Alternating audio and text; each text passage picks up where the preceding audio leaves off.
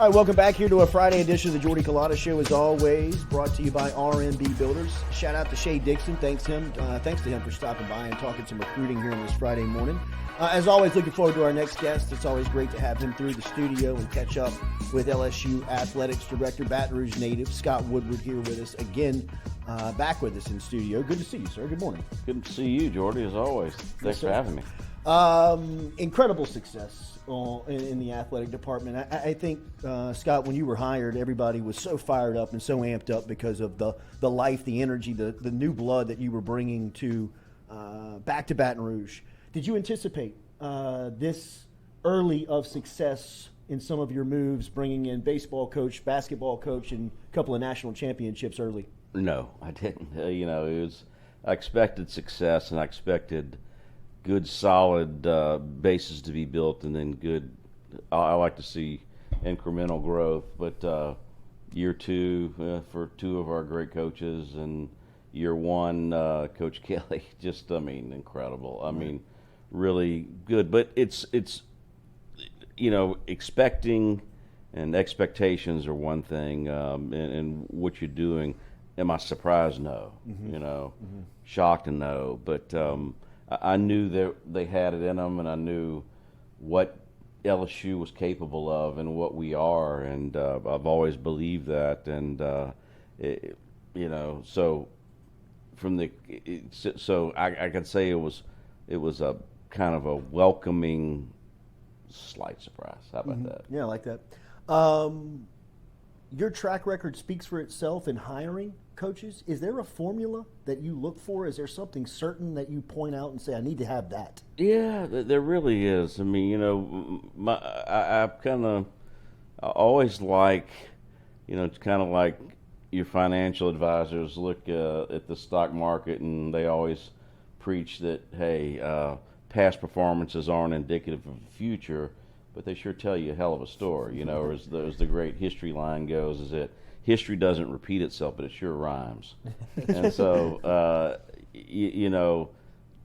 to know that, the three coaches everyone's talking about right now, they've had past success, and in a high level. And it's not a surprise that they came here with all the resources, all the fan support, everything that we have at LSU, probably, what I would call the best brand in America. Mm-hmm. It's hard to not succeed, and hey, these things don't come easy. I don't want to act like they just wake up in the morning and, hey, here you are, right. you have a national championship. They're hard, and Coach Mulkey will tell you that, and Coach Johnson will, and you see how hard they work. But that's the expectation. So we don't shy away from it, and we like it, and we like that they're high, but they're hard. They're real hard. I sat down with Coach Mulkey yesterday and stated to her, whether it was intentional or unintentional, it seems like she's created the coolest brand in women's college basketball. It seems like everybody wants to be a part of it, whether they're doing NIL deals or not, right? Whatever it is. I would say that for the entire athletic program feels as if you've kind of cornered the modern day feeling of this new age of NIL, transfer portal. It seems like LSU's at the top of the discussion in a lot of this stuff.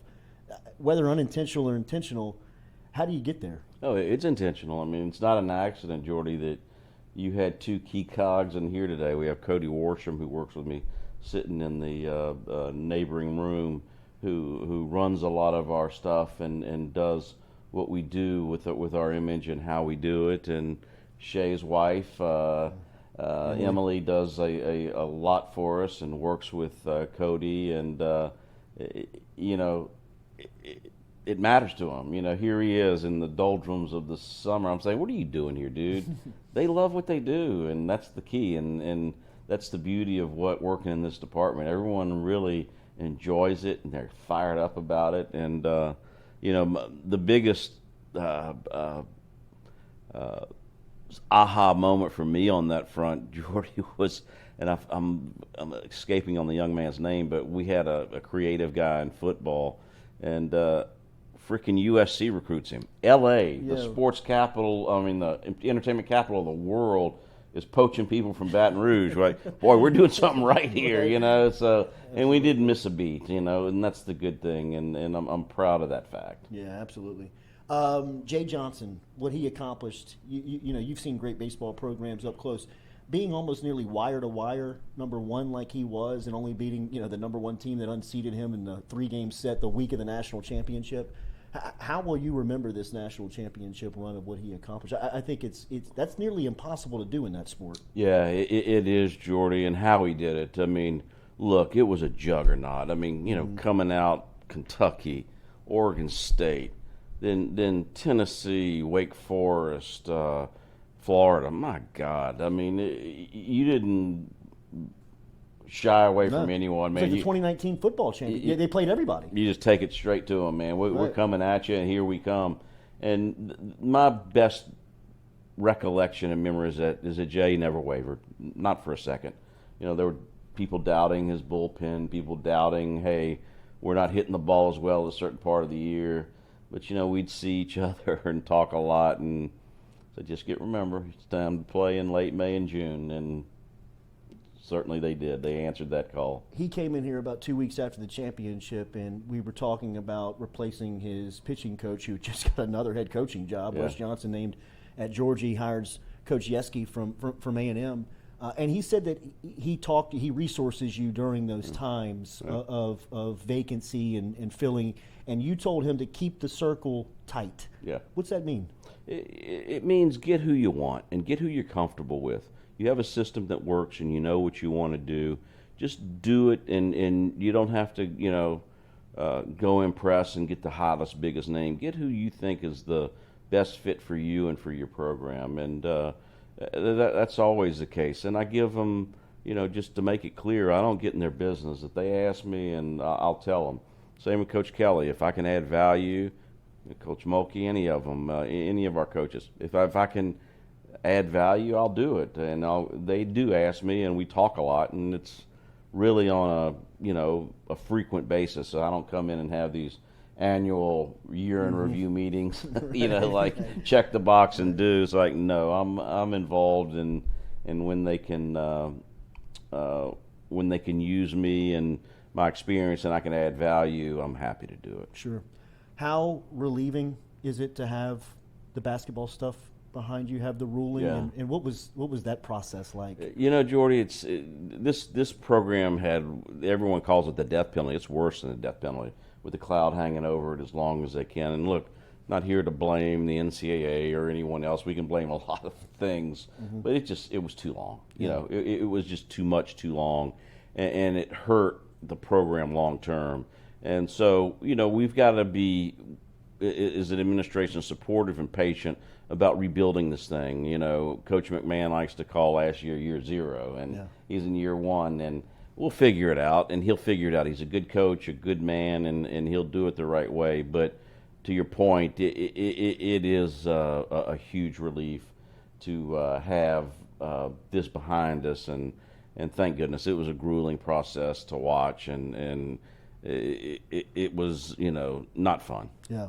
There's been a lot of talk about that facility that Coach Mulkey and Coach McMahon play in.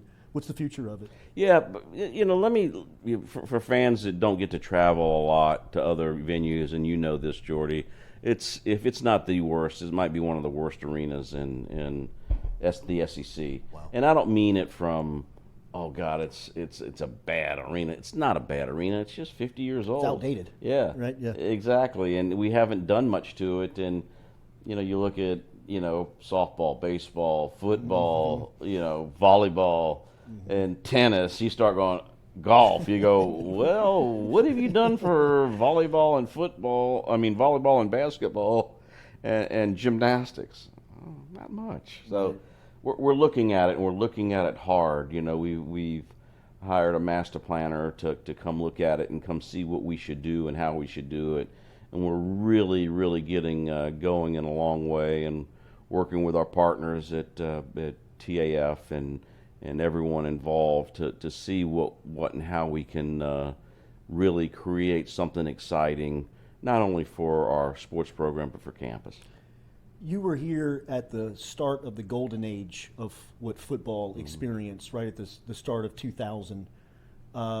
Here in 2023, it feels like it's the beginning of what feels like the golden age of LSU athletics. You mentioned gymnastics and women's basketball and baseball and football. Again, I guess I would go to your vision was that had to be that, but to see it playing out is so rare, right? Being from here and seeing success up close in athletics. Yeah. One thing that I've just noticed in covering is that it's really hard to have everybody on the same competitive field and succeeding like it's happening right now. Yeah, it's hard as hell, but it's an aspiration. And, you know, you jogging my memory now, Jordy. I had a great boss and mentor in Mark Emmert who, you know, used to always have incredible insight to things. And he'd always tell people, hey, we want to be great in everything we do, from physics to football. And that's the case. And I always took that mantra as like, no, we don't have to settle for anything here. And we have that, you know, special mix of things, support, not only fan but institutional support and everything that we do. And so from the standpoint of like, hey, yeah, this is a fun and good time, it is an expectation. And those were very, very formative years in the early 2000s. And, you know, I know this isn't popular with your viewership, but Nick Saban had a lot to do with it. Absolutely. And you know, he deserves that credit. You know, yeah, on Saturdays we like to kick his butt, but, you know, right. and No. or Ton of do respect so. for him. But it's very respectful, and we have good relationships. But it's an expectation, and when you have those things, you can see it, and you can see our coaches don't shy away from it. They don't, you know, poor mouth or all that stuff. It's like, hey, okay, this is what we want to do. Are we always going to succeed? No, but I guarantee you, we're going to be competitive as hell. You still want to beat Alabama when you play them. How would you describe how football has changed since then? When you were here in 2000 and it was beginning to explode to the volcano that it is now? Yeah, I mean, you know, that was a turning point. People forget, you know, it's been, you know, 23, 24 years, is that, you know, we could have zigged or zagged. We could have been in the bottom tier of the SEC or the top tier. There's no doubt LSU's at the big boys table, and I would argue always at the top of the big boys table, sitting at the lead chair, and that's a difference. And we used to not be that way. And like I said, we're the best brand, and we run a very, very respectful and good athletic department, and we're an important part of the SEC. And Commissioner Sankey always reminds me, in a very good way, in a very respectful way, is that, hey, we need LSU to be good. And yes, we do. You're checking that box right now. Speaking of Greg Sankey, his address to the SEC Media Day earlier this week, you could see it on his face, you could hear it in his voice. He is tasked with a ton of responsibility right now. How, as one of his top lieutenants, how do you view his role? What is his responsibility in modern day college athletics right now? Yeah, he's done a stupendous job, and we have a very good relationship, and I couldn't be more happy with it. He's fair, he's stern, he's very good, and just so, you know, fandom knows out there, Jordy, he was with us and supported us every step of this way during that basketball controversy. I mean, he was at interviews, he was at hearings, and he fought and gave as much help as he could humanly possibly give. And people don't see that, and you know, they see the stuff that's controversial and the stuff that people don't like. But he's just been a great leader. I mean, obviously negotiating a hell of a media deal and working with Disney and ESPN to really get us near, if not one of the best contracts in college football. And he's always great, and he's always fair, and he's always engaging, and that's the important thing. You know, he talks to our room and athletic directors as much as we want, almost daily, if you need it, and he's that accessible. Can you see what this is going to look like 3 years, 5 years from now? How much of the discussion of what is coming? Yeah, we talk about it a lot, and that's what we try to do and look at. I don't know. I mean, the answer is who knows, and if someone tells you they did know, they're lying. But there's a lot of factors going on and a lot of things happening, and it's all brewing and happening. But I'm not one of those guys that pisses and moans about it. I deal with it, and hey, the rules are the rules, and this is that, and you got to figure it out. And it's a lot different than when I grew up, and I relish it. We don't run from it at LSU. It's something that, hey, we need to embrace and we need to do, and it's good for our program. Sankey earlier this week was urging the federal government to become involved in NIL. Is that the ultimate? That's the way to handle this, right? Yeah, I think so. And boy, it's always hard to look at those things and say, boy, that's you're in game, because Congress is a hard thing, and people don't understand that. Hey, it's there for a compromise. It's not there to do what you want or what anyone else wants. And I think there's a chance. I wouldn't say it's one way or the other. I think there's a good chance something could be done, and I think there's a lot of good dialogue going on. We'll see what comes up, but either way, there needs to be done. Something needs to be done. The second year of the media around the conference having a chance to listen to Brian Kelly, one thing that's evident is that they are very impressed with him. Last year, they were wondering, is he a good fit? His dance moves, his accent, all of that. This year, they see that he can fit in the SEC, and listening to him speak, very clear communicator. That to me is his greatest asset of just covering him and working alongside him. How has he been able to kind of align this thing so quickly, in your opinion? Yeah, I mean, I think that's who he is. Very intelligent, very astute to what his audience and what people are, and he's a good guy. And it took, I think the media a good year to learn who he is. That, hey, yeah, this is a good guy, and he's got an edge to him. He's got that Irishman red-faced temper when he needs it, and but he doesn't live in that mode. He uses it when he has to, and but he's just a good guy, good human being, and kids and people around him see it, and that's what makes him a great leader. Yeah. What are you guys working on right now? What's going on in the athletic department of what fans should know is on the horizon? Yeah, let me give them a shout out, because we have been working, and we've been killing the people on the staff, because it's just been one thing after the other. When you're supposed to take your breath after March Madness, you have Kim's run, and you're supposed to take your breath in June at the end of the semester, and we have this incredible baseball run.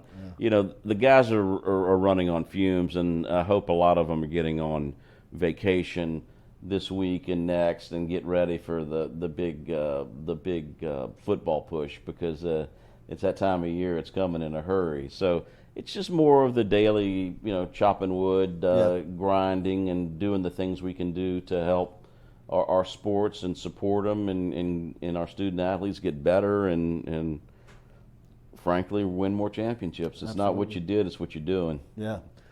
Scott Woodward, LSU Athletic Director, what a time to be alive and be an LSU fan right now. If you are experiencing this, and we'll have memories of this will be a time that you never forget, because of just what's happening on the field with all of the success. And Scott Woodward and his great team have made the moves to bring the right people in. Thank you for your time this morning. Thanks for having me, Jordy. It's always a pleasure. Always great to see you. Scott Woodward here with us on the Jordy Culotta Show. We'll be back and close it out here on this Friday morning. Jordy Culotta Show brought to you by R&B Builders.